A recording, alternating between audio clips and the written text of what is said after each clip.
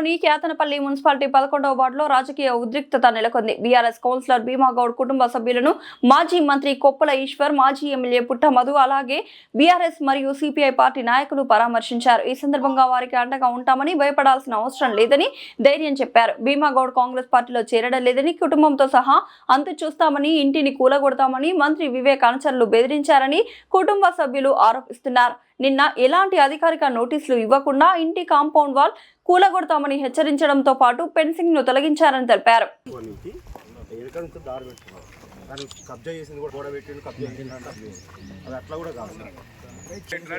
ఇప్పుడు ఆ రోడ్డు వరకు ఉంది, ఇప్పుడు అది మధ్యలో ఉంది సార్. దాన్ని కూడా అబ్జెక్షన్ అయ్యారు.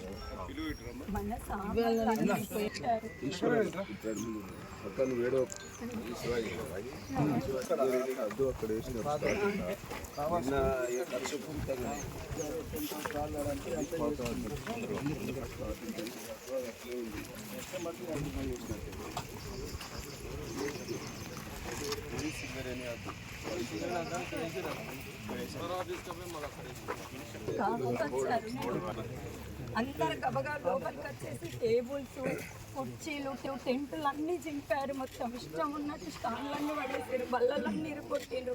ఎందుకు వచ్చారు మీరనంటే, మాకు ఆల్రెడీ కొత్తగూడెం కంప్లైంట్ చేసి నేను దండం పెడితే కాలు ముక్తా అంటే ఇక్కడ ఆవును కట్టేసి ఉంటే కూడా కావాలని ఆవును తీసుకుపోయి పక్క కట్టేసారు. ఆ ఒప్పుకోలేదు. అది తెంపుకొని దృష్టింటే కూడా తీసుకుపోయి అక్కడ కట్టేసినాను.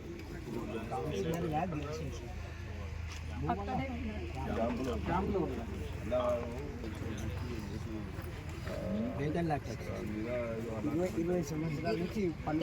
ఆల్రెడీ మున్సిపల్ ఆఫీస్కి కడతా ఉన్నాం. ఇక్కడి వరకు ట్యాక్సీ కట్టాలి. పట్టా ఉందా అన్న? రాలేదండి.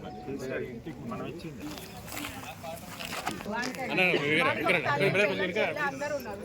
మా మహిళా సమితి మేము అందరం అండగా ఉండి అని చెప్పలతో గుణపడని చెప్పామని నిర్ణయించుకున్నాం.